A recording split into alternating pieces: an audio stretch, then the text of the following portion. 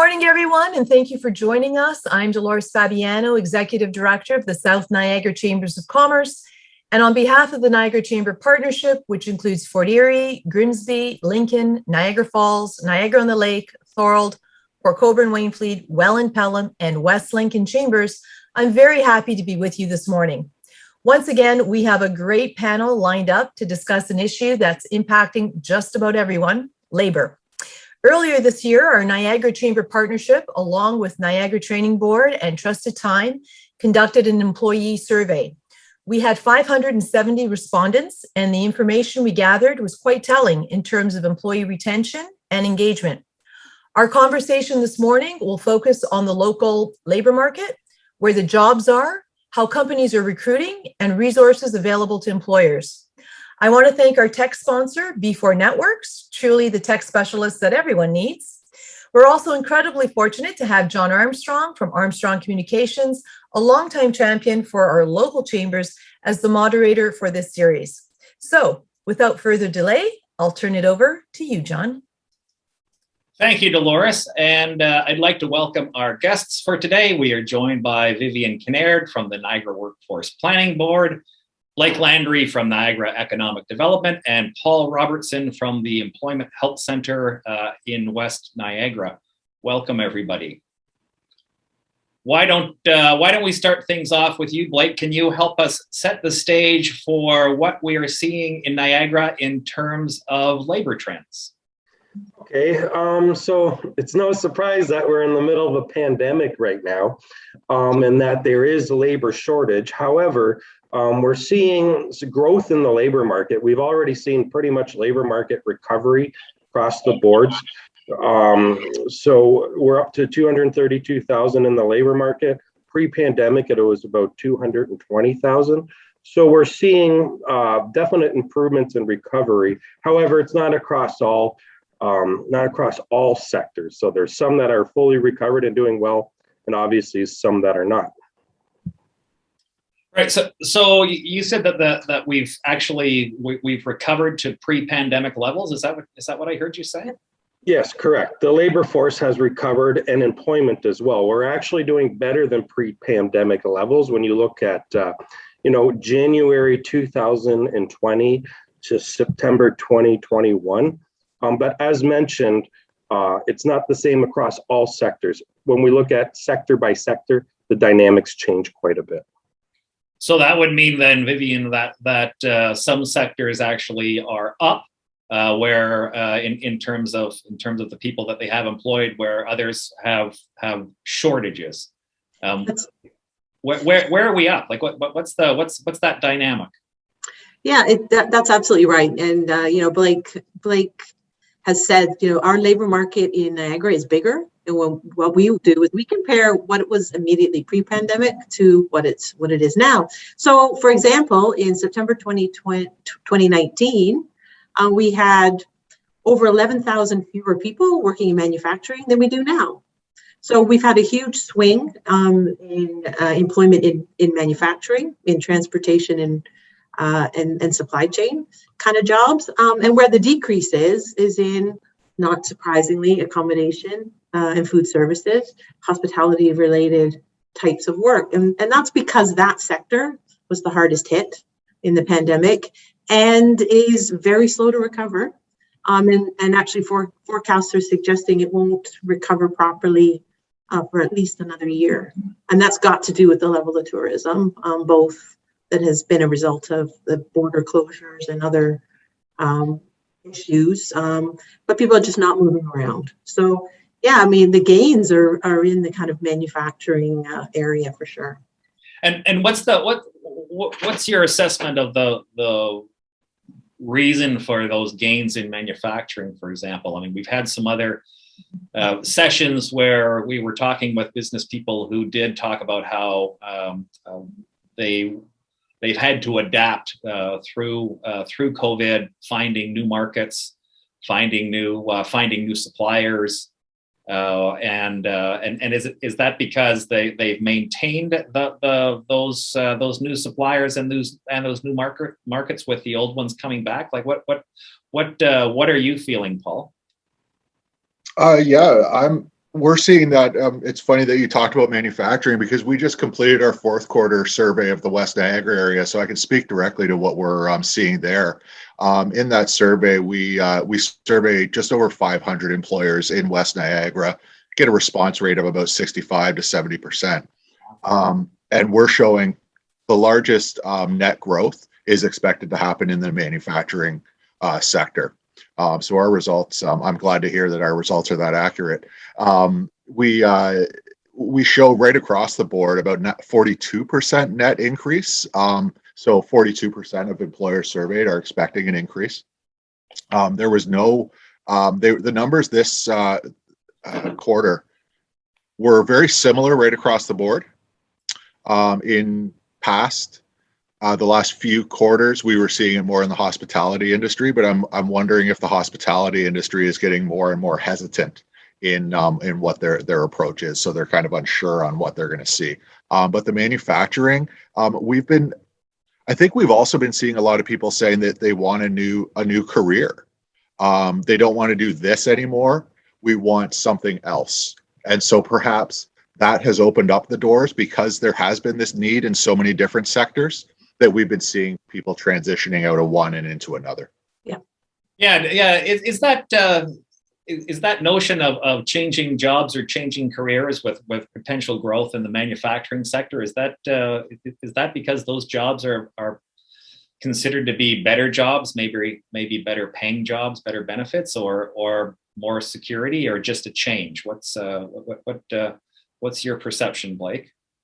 I think it's probably job stability. So during the pandemic, manufacturing was hit at the start, but they stabilized quickly. And then it's been all growth since then. And then when we look at the trade figures, so manufacturing exports for Niagara are usually about $4 billion a year. Well, during the pandemic, they grew by $2 billion. So they reached $6 billion. So as a lot of just manufacturing exports from Niagara. So there's a lot of supply chain issues people are talking about. The Niagara companies have been very successful at kind of positioning themselves in these global supply chains. That's how you grow your exports by $2 billion. Alternatively, our imports actually shrunk. So a lot of manufacturers here have been feeling those supply chain problems because it's obvious our imports have gone down. However, the manufacturers that are able to have the inputs and be able to sell their product, they've actually seen quite a bit of growth. So it's really interesting. I think a lot of it is international dynamics that is really driving manufacturing in the region. Yeah, certainly. I know that there's been a lot of talk in our sessions as well on how the supply chain is not just about disrupted supply chains, but it's actually sort of significantly increased demand in the supply chains because of people's changing spending habits during the pandemic, and that's forcing supply chains to move onshore when previously they may have been offshore. How much do you think, Vivian, this is a really subjective question, sorry. How much do you think of that is pandemic related versus what seems to be a repositioning of, I guess, to your point, like the broader geopolitical implications of decoupling with China, as people have been talking about? That's an interesting question. I mean, I think I would say that some of these trends were already on course pre-pandemic. So, we saw just before the pandemic hit that manufacturing was growing, not only in Niagara, but also in other parts of Ontario and Canada. We come off some of the geopolitical issues that were going on in the United States and how Canada was maybe, and Ontario in particular, was maybe benefiting from some of that. And then what happened in the pandemic is everything just accelerates. So as Blake already said, for manufacturing in Ontario, but particularly here in Niagara as well, it was hit hard early. And the supply chain disruptions was really, I think, from listening to employers around, we've got to just pause for a minute to figure out what we're going to do here. And I remember being in some conversations where small business employers, they were working together within their own supply chains to try and figure things out. So one business was maybe ready to go, but then their supplier wasn't. So there was a little bit of a slowdown there, but they bounced back quickly. And I think from the summer of 2020 onwards, we just saw this surge. And also, pointing to some of Blake's comments before, there's been a lot of investment as well in Niagara come in, and a lot of work is going on in the background, which are creating jobs and creating labor demand. Right.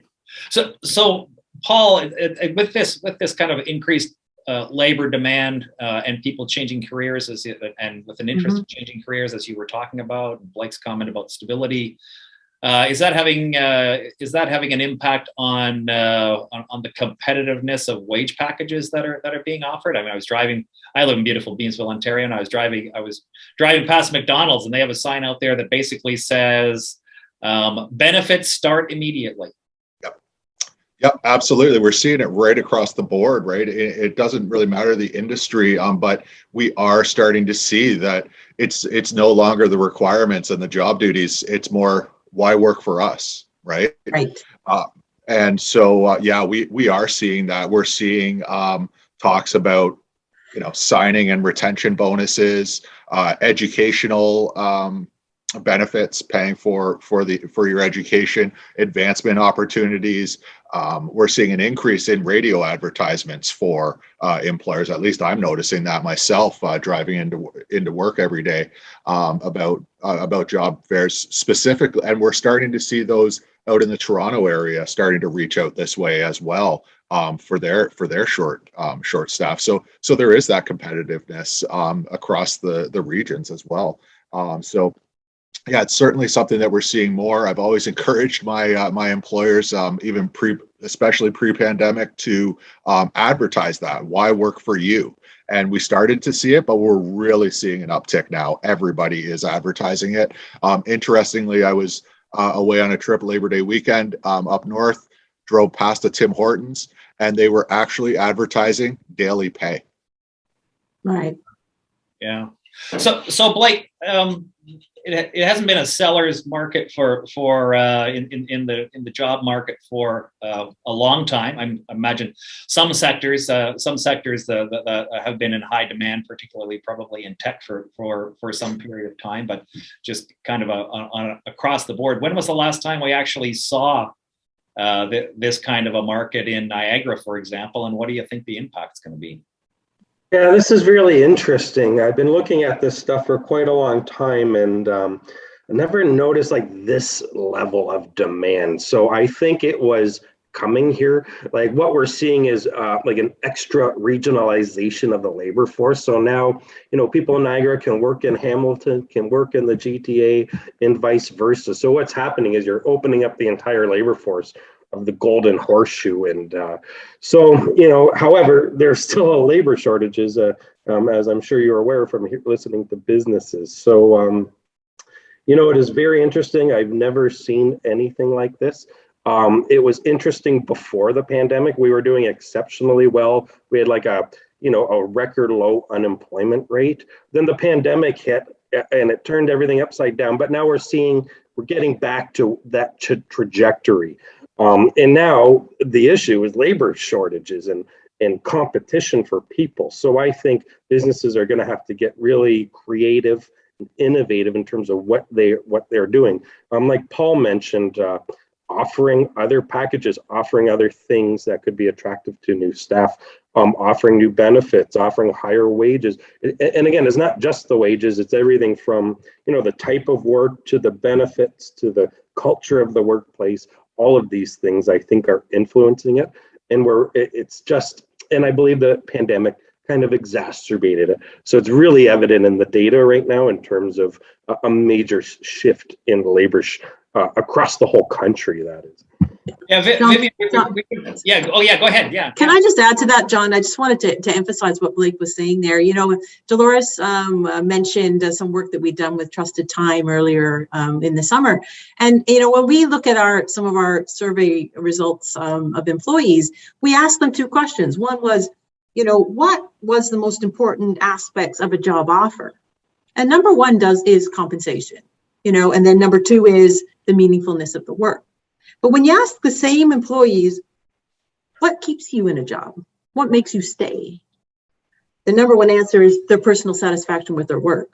So just pointing, not the compensation necessarily, because, for employers out there, yes, attracting people with a good compensation package. And as Paul talked about, signing bonuses, and there's all kinds of things going on right now, waiving of probations and all of that kind of work thing. But once you've got somebody, you want to keep them, especially if you've put some investment into training them. And the best way to do that is thinking about other aspects of the workplace. And employers need to pay attention to that and use the resources available. Yeah, it's interesting because when we've been talking about shortages, we've been talking about, I think, probably lower skilled work. And I think we've had some shortages in Niagara and at some of the higher skill levels or the higher jobs for some time, our ability to attract that kind of talent. But now sort of seeing that punched into the lower skilled work. To your point, Vivian, about that sense of satisfaction and meaningfulness. Sometimes it can be a challenge when you're in lower paid jobs. So you've got the double whammy of poor compensation and then without that sense of meaning. How do companies deal with that? Yeah, I think it's a really good point, John. I would say that the challenges are right across the entire spectrum of work now. Entry-level jobs, lower skilled jobs, right through, as you say, to professional jobs. The point about the hypermobility now of the labor market at all job levels too. I mean, even in entry-level jobs and lower skilled jobs, people can easily travel from Niagara to Hamilton, or the outskirts of the eastern Hamilton for work. So we see a lot of movement around the region.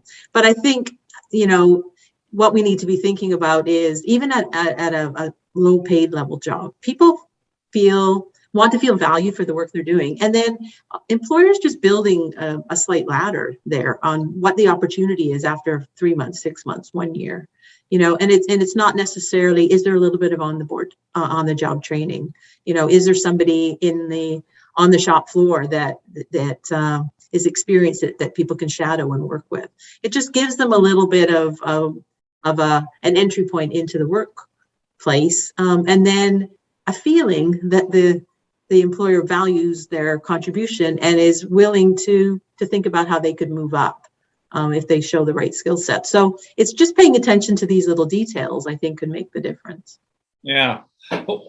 Paul, when you're working with your client base and helping people find jobs, are you what are you hearing on the ground as it relates to that sense of that sense of purpose or meaning or satisfaction, or is it primarily just finding a job with some of the convenience factors being close to home with high compensation? Yeah, we're certainly seeing, the comments like, I want a better, work-life balance, those types of things. I want a job that means something a little bit more to me intrinsically, maybe. So we're definitely coaching them on that, right? Developing that. We're working with maybe with a lot of different goals that clients are setting for themselves from the outstart. We're seeing an increase in our training. We're using our second career applications. I would hazard a guess that those are up. So those are when individuals come to us and want to make a career change due to a layoff. We're starting to see an increase in that, especially demand, whether they're eligible or not. We're seeing a demand in that. And we're also seeing it through our Canada Ontario job grant. So that goes to the retention piece. And trying to strengthen the existing workforce, where we're reimbursing employers for the training that they're sending their employees to. One of the interesting trends that I'm seeing this year with that is that we're seeing the dollars being spread amongst more individuals. So we're not just seeing your key employees being sent for training in order to retain them, and the the cost of the training being high, we're seeing it spread amongst a lot more employees. So there's smaller cost of training.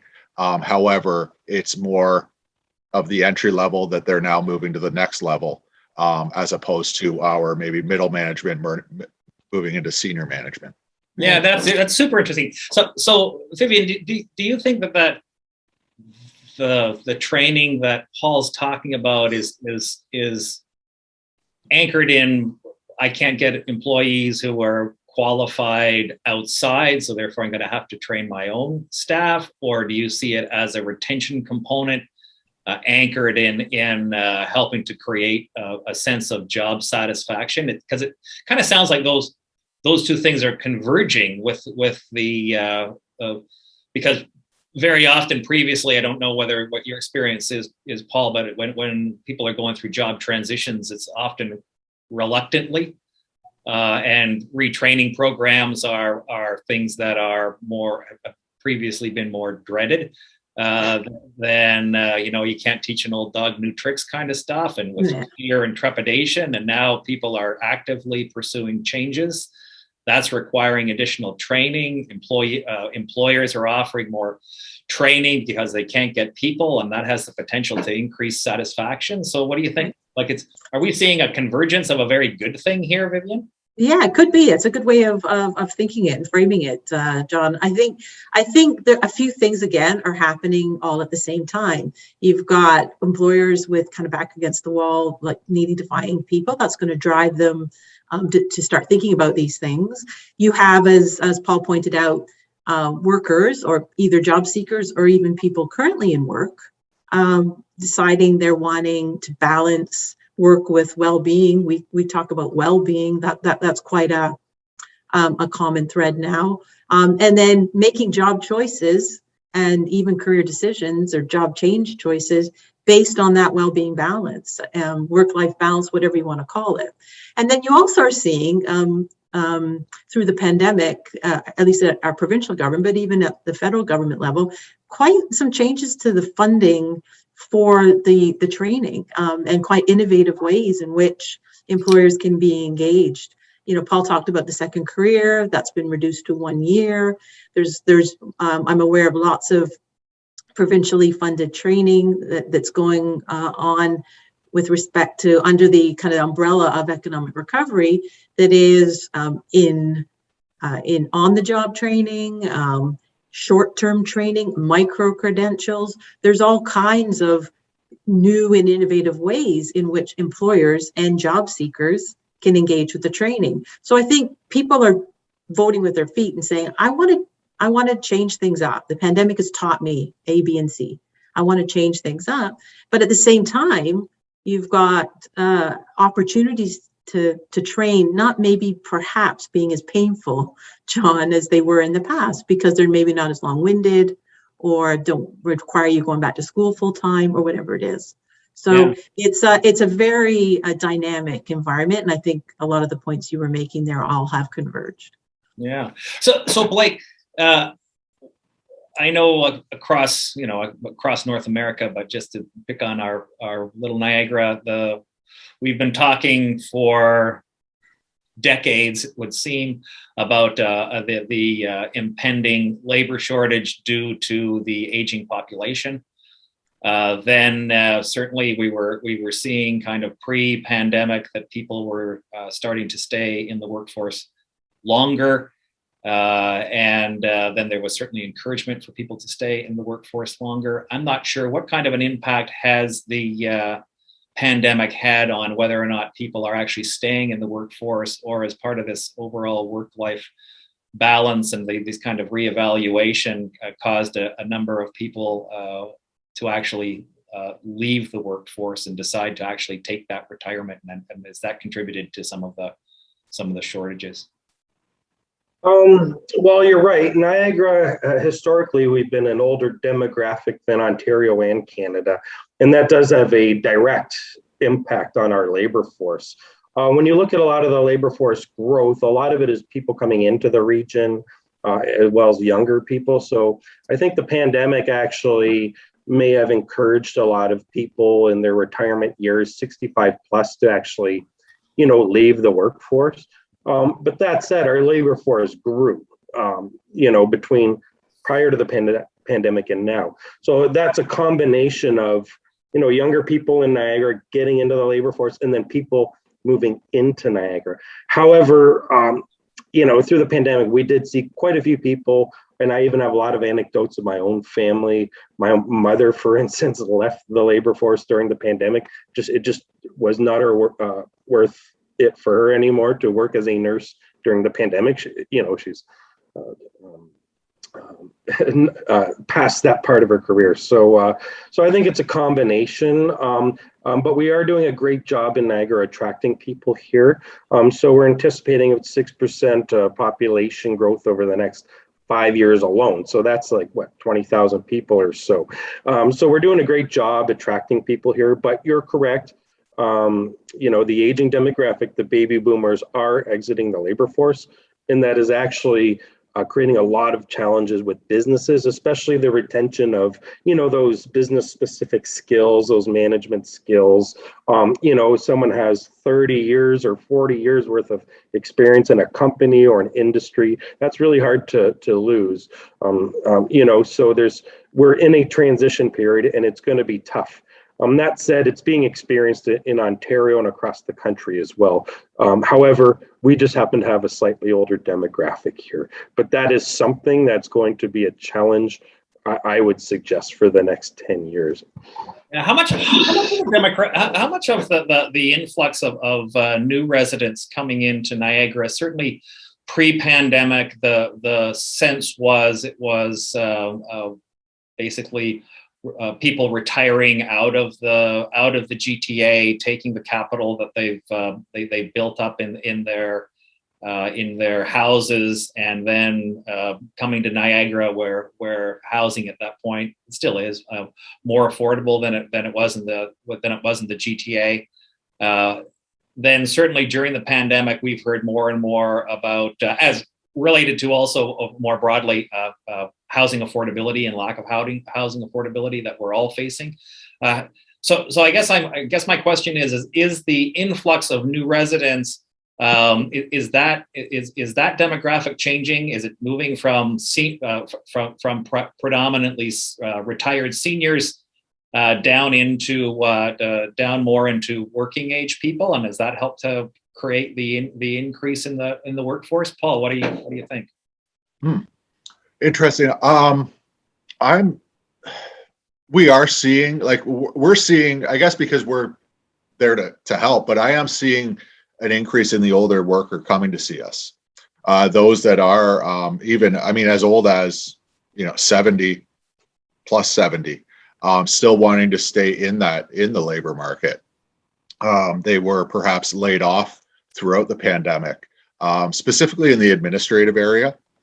It was very difficult during the pandemic for those looking for administrative work, especially if you left somewhere and you were looking for something new and you were an older worker. It was very difficult adapting to the work from home model, and employers were hesitant to bring in somebody during that because there was such uncertainty to what was going to happen. Will they bring somebody in, train them for perhaps 5 weeks, 6 weeks, and have to lay them off because of changes in COVID? So for the older worker, it's been very challenging, and I think that's who we've been working with a lot more throughout this. I was starting to see pre-pandemic the individuals coming in that were from outside of the Niagara area. Perhaps a spouse moved here because of work, and so the spouse unfamiliar with the labor market here, needed our assistance in finding work. So there's a number of reasons, but I'm seeing the older worker staying in there. But it's definitely changing. Employers are unsure which way to go. It does take them a little bit longer to find those jobs too. The employer that's willing to overlook I guess there's hesitancy when it comes to age, right? But they need to see the benefits when it comes to the older worker, because they do carry a skill set that maybe the younger worker does not have. So we're seeing the workforce actually increased. We also have shortages.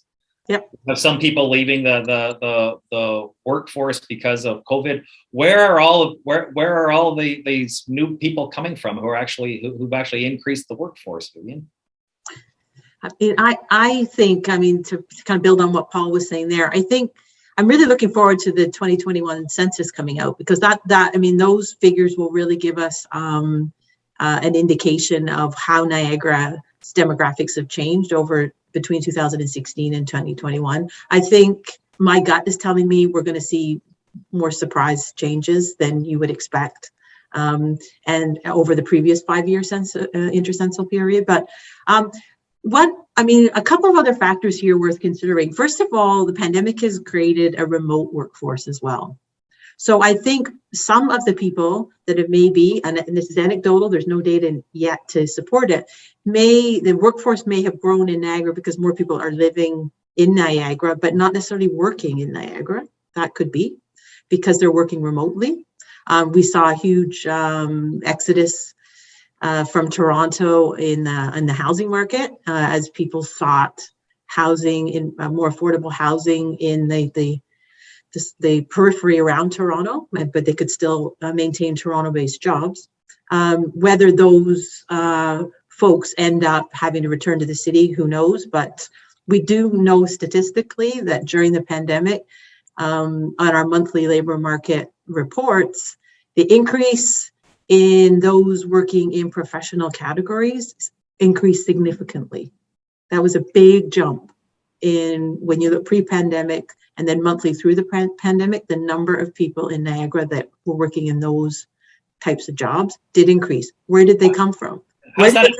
Some of them may have been in jobs created here in Niagara, but my gut's also telling me that it's people who come to Niagara, but they're working elsewhere. How's that survey administered? Is it administered to employers, or is it like how? No. This is Stats Canada gives us the first week of every month gives us the employment stats for the previous month, and we look at that and we compare it month on month, year on year. And what we've been doing is comparing it 2-year, because we go back to pre-pandemic as well, because there's no point in actually comparing it. Well, you can't compare it to last year, but it was such a weird year, 2020. Yeah. But do they compare it to do they get their results through employers, or do they get their results through the public? It's a panel, yeah, Blake. It's a panel that Stats Canada have where they poll people for a fixed period of time. Yeah, and then they extrapolate that data to create the scene. And they do it right across Canada, and we can get that at Niagara level. Yeah. Blake, what do you think? Well, I was just going to say the sample is about 3,000. It's a randomized sample in Niagara. They survey 3,000 people in Niagara, then they extrapolate that across the regional economy. I checked quickly, and you're asked, like, where are these people coming from? And in terms of the growth in the labor force, they come from every age cohort except for the 65 plus. Yep. So, and we saw a major growth in the 25-year-old to 44-year-old demographic cohort. So that kind of tells you where they're, who's coming into the labor force. And I would suspect a lot of those people are moving in from outside of the area. Right. So maybe in the past, people may have sold their houses in the GTA or what have you and come here. But now I think that's not just that, senior demographic. I think a lot from all the demographics are kind of doing that now. And just as Vivian mentioned, we'll be able to go a lot deeper on this once the 2021 census data is available. It starts to become available on February 9th. Then we'll start looking at the migration patterns and that sort of thing. Like, we don't have the data resources to actually answer your question specifically right now. But I agree with Vivian. It's going to be a lot of fun work to find out what is actually propelling all of this. What is happening? Yeah, because there's major changes in Niagara, and it'll be fun to uncover, what's behind all of that. Yeah, I mean, the traditionally, again, we face. Correct me if I'm wrong. I work on mostly a lot of stuff. We face out migration from that kind of that 20 20-year-old kind of demographic with people going into the city to get their jobs. So with the pandemic in place, preventing people from finding those kind of jobs outside or actually just working remotely. I mean that could also be a kind of outcome of the pandemic, where we're actually able to keep more of our young people actually here to establish their lives here. Yep, absolutely. Go ahead. Go ahead, Vivian. Yeah, no, I was going to say that's exactly what some of the we hope some of the data will validate, because that's kind of our gut feel. Blake's right, the 25 to 44 year old cohort are the people who are moving in, and that brings with them families and other demands and needs. So we are seeing the shift, and just to also support what Blake was saying there too. Last year in 2020, when we were looking at the monthly stats, the biggest drop off of people out of the labor force were the over 55. So I mean, again, that does point to the labor shortage we're seeing right now is a lot of older people. I know there is some, particularly in certain sectors, as Paul has indicated, but in many of our traditional sectors, a lot of the older population did drop off. And at the same time, we haven't mentioned yet that through the pandemic, we saw a huge drop off Canada-wide in immigration. Yeah. So a lot of the people that were coming into our community as either formal, newcomers, immigrants, or even through the student visa system are just not here. And I think that is maybe leading to some kind of difficulties, even temporarily in the labor market, where there just isn't the availability of staff to keep restaurants open, retail at full capacity. People aren't here. What do you experience in West Niagara, Paul, as it relates to new immigrants as it relates to new immigrants? Are you seeing? Because there's been a drop off, but what's your experience? Yeah, I think we're seeing a drop off, but we've never had a huge population. We're kind of in that area where it's difficult to access. I think our lack of transportation has always been one area that has made it difficult for immigrants to come into this area. So we don't tend to see a huge number, and I think our numbers of those that we are serving are staying rather stat quo, I would say, throughout this time. There are things coming down the pike, though, that I've heard are going to make it easier for the those that are immigrating to the country to be able to get their current, certifications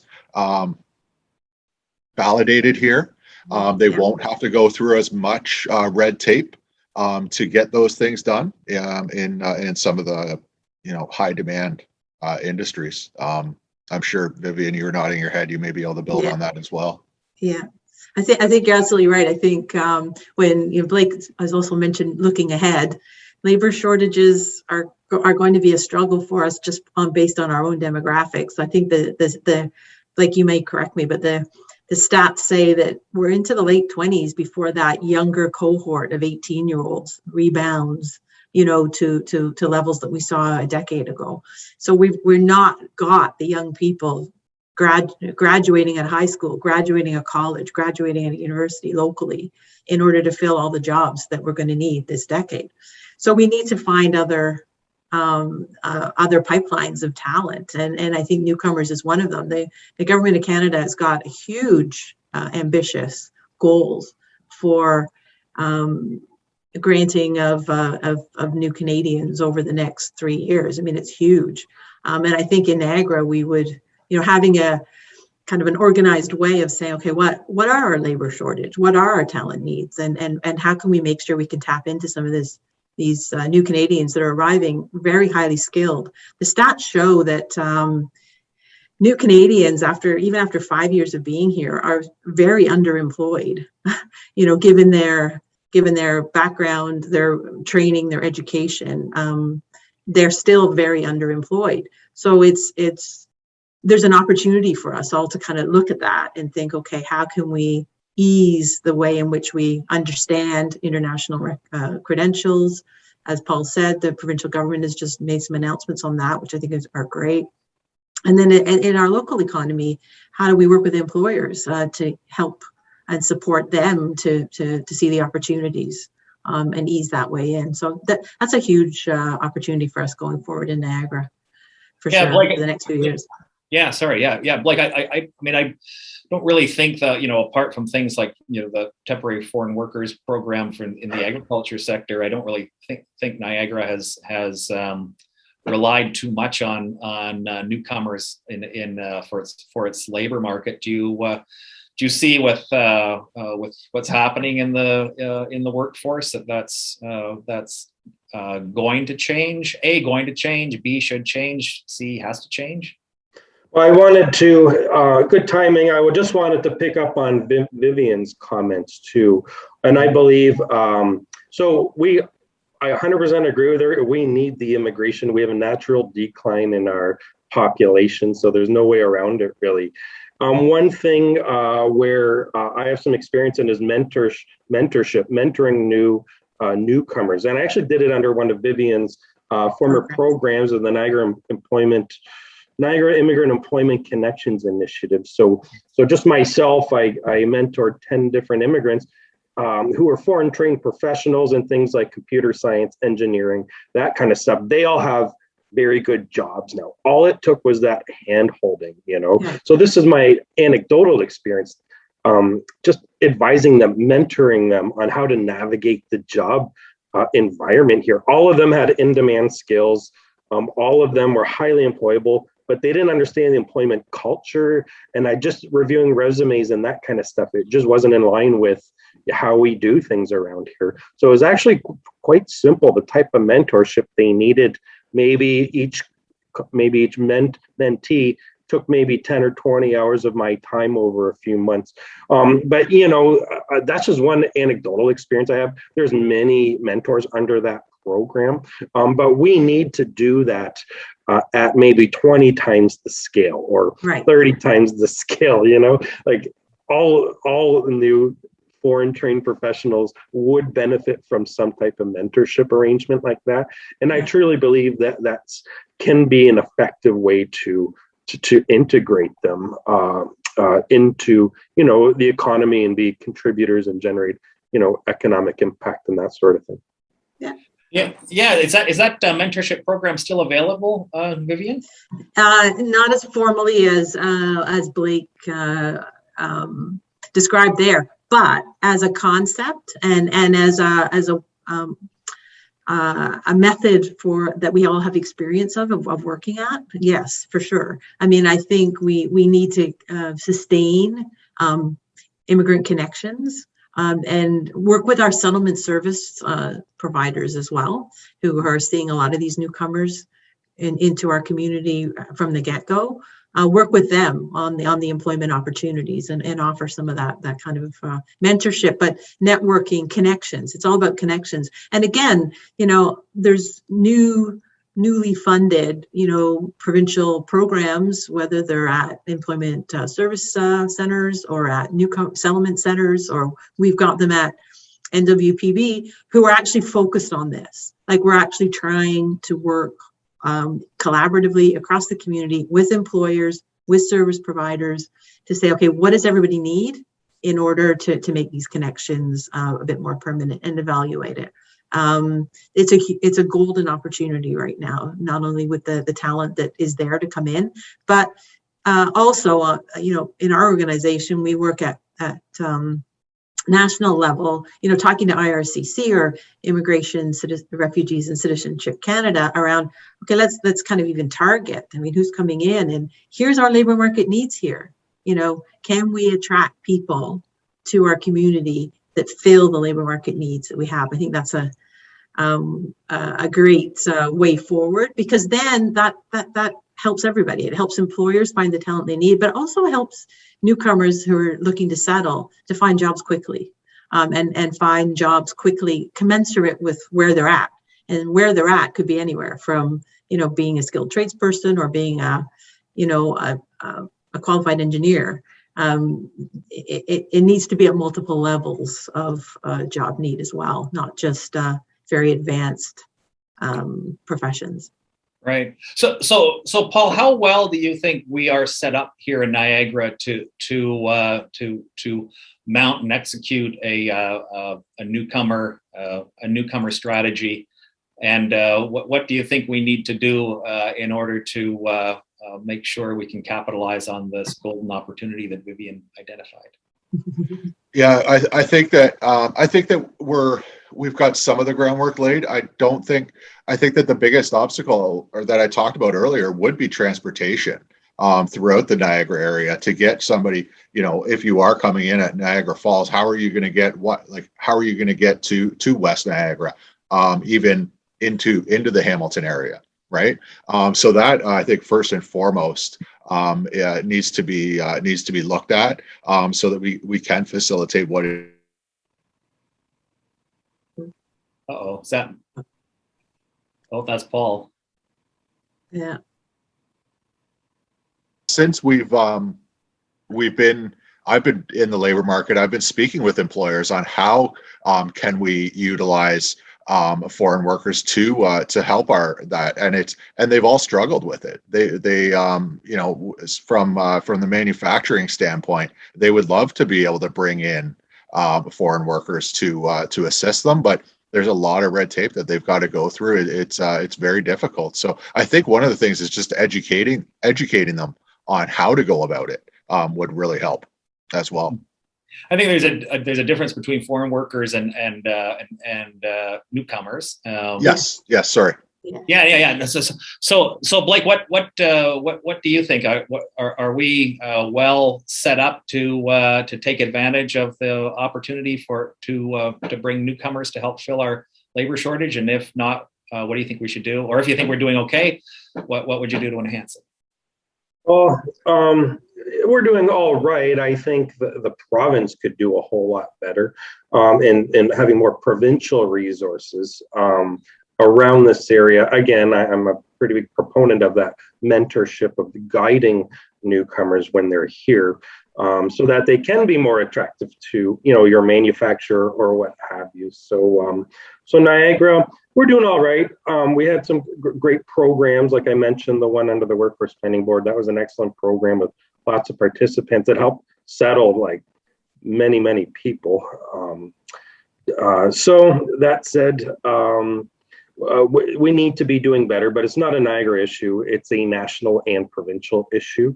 And a lot of those resources are going to have to come from those levels of government. And then having willing people here to work with the newcomers. That's also important, to actually have the mentorship, to have the services. Like Paul probably sees a lot of newcomers, or Paul's counterparts in more places like St. Catharines, where you might see more and more newcomers, but having those settlement services and ensuring that there's sufficient, like we have them now, but I think there should be more investment, just because I believe that's where we're going to get the skills of tomorrow, or at least a lot of them. So that's my point.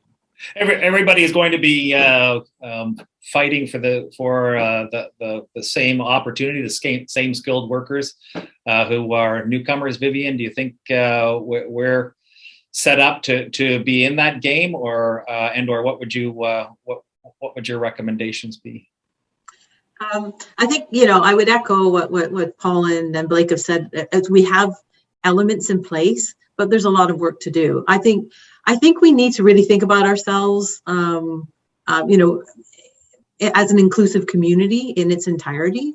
I think we have maybe strategized around, the economic development benefits of this kind of talent acquisition.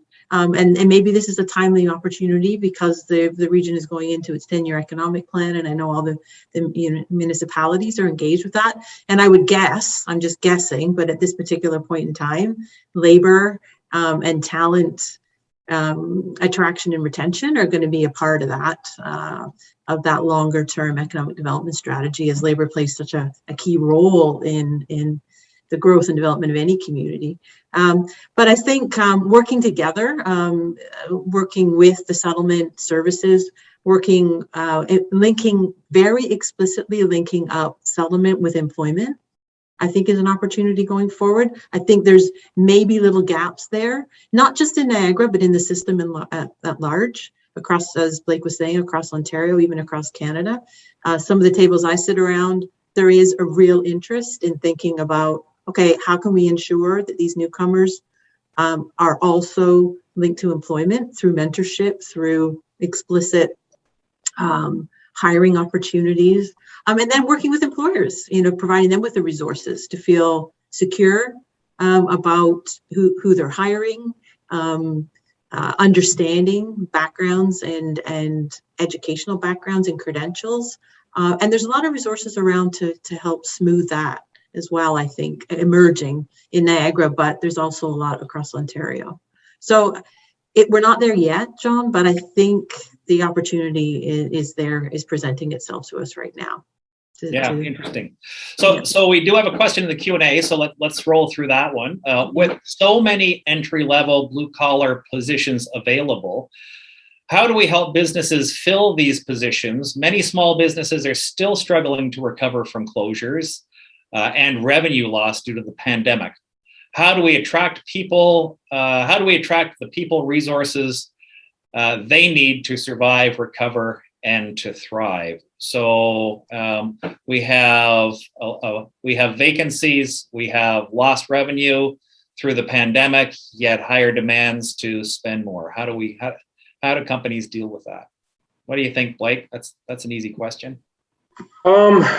So obviously tough during the pandemic. Obviously it hit small businesses the hardest, but we're in recovery. Just in Niagara alone, there's about $2 billion in pent-up disposable income that never got spent during the pandemic. So that's going to help float a lot of these small businesses. When you look provincially, last I looked, it was about $40 billion in pent-up disposable income. So one way to help these businesses would be to do buy local campaigns, to market our tourism and hospitality opportunities to domestic visitors right in our own backyard in Ontario, because we know that there's this pent-up disposable income and we want people to spend it here in Niagara. So that's one way to support these small businesses. I know through some of the survey research, a lot of the businesses specified it would take anywhere between 1 to 3 years for them to fully recover financially from the pandemic. So I believe we need that amount of time in terms of some public supports to help sustain these businesses until we can see, that pent-up disposable income being spent in our economy. So I believe it's necessary to have the government supports, because I think it's going to come back strong, but we're not there yet. I still believe tourism's still going to struggle for another year or so in terms until the borders are opened up and people can move more freely again and businesses aren't restricted in terms of how many patrons they can have in their business or what they can actually do as a business. So that said, I think it's coming back, but I think we do need to have financial supports to help float some of the hardest hit businesses, particularly in accommodation, food services, hospitality, retail trade. So those are all the kind of the hardest hit. And those will take years to fully recover from a financial perspective. Yeah, so we only have a few minutes left, and there's kind of two questions that I want to ask. One is a wrap-up question, so about your level of optimism about the future. But before we get there, we need to ask the inflation question, because we've certainly been talking a lot about the job shortages. We know the impacts on supply chains. We know the impacts on prices. Prices are going up. When there's a big demand on and shortages of the workforce, then wages go up. There's been some talk about there was early talk that any inflationary pressures were going to be temporary. Now people are talking a little bit more like they may in fact be here for over the longer term.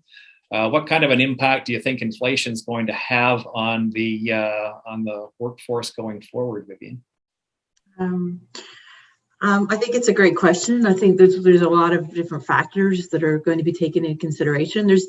We're definitely in the context of wage inflation right now, and because it's a supply side, favoring the supply side in the labor market right now, people can be more demanding of wages. I think employers need to be very conscious of that. And of course, as we know, as wages go up, that fuels inflation because costs go up right across the board. I think personally, if supply chain issues get sorted out in the kind of medium term, maybe that will relieve the pressure, the inflation pressure. It doesn't relate necessarily to wages, but it may relieve the problem around scarcity of some resources right now. So we may find that the prices drop a little bit because things become more available or the supply chain is moving a bit more smoothly. But in the labor market right now, it definitely, I think wages are going up, and they're going up at a rate of premiers. Well, the indication is the premier is going to put up minimum wage in January, even though there was, that was put on hold when they were at the last election. The Niagara Poverty Reduction Network just announced Niagara living wage is up to $18.90 as of this week. And there's more and more employers signing up for that. So there is going to be definitely inflationary pressures generated by wages, but hopefully it won't. From my perspective, it won't necessarily lead to some of the broader macroeconomic problems that inflation tends to foster. Yeah. What do you think, Paul? Yeah, no, I have to echo everything she was saying. I was actually recently when we did see the minimum wage get increased at the beginning of October. I went through I had to go through our job board and adjust all of the salaries, any wages that were at a minimum wage up to the new minimum wage. Yeah. And at that time we had I think it was 110, 115 jobs on our job board. Just 5 were minimum wage. Right. So we're already seeing employers ahead of the curve right. there. So yeah, I think that it's certainly something that they've had to do. I'm seeing a lot more employers advertising that they are a living wage employer. So that only really came about. We started hearing a lot about that. About 3 years ago, I would say 4 years ago, in the Niagara area, and we're really seeing a lot of employers jumping on board with the living wage endorsement.